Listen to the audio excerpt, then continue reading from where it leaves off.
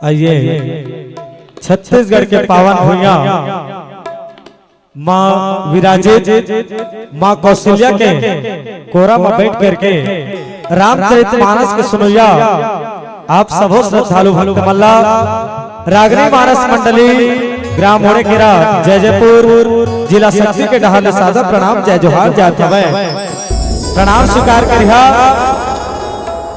आइए प्रभु श्री रामचंद्र जी के नाम में एक बार जोरदार ताली हो जाए, उसके बाद आप मल्ला भजन की ओर ले चलो।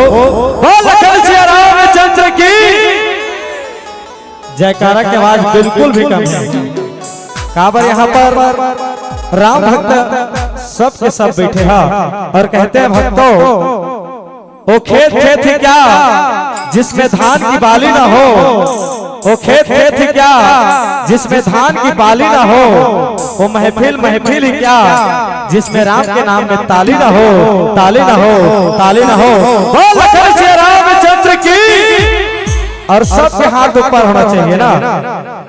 हिंदू गर्व से कहो जय जय श्री राम, जय जय श्री राम। बहुत बहुत धन्यवाद। अब सुनसान हमार स्वर को किला रागनिधि के सो मधुर आवाज में आप मल्ला भजन के रसमान कर रही। एक बार हमारे गायिका के लिए ताली से जयकारा हो जाए। बोल श्री रामचंद्र की, बाबा तुलसीदास की। धन्यवाद। आइए भजन शुरू करने से पहले एक बार सभी राम भक्त से निवेदन है, हाथ ऊपर करके मीठी मीठी तालियों से जोरदार जयकारा हो जाए। बोलिए भरत प्रिय रामचंद्र की जय जय, जय हो, जय हो।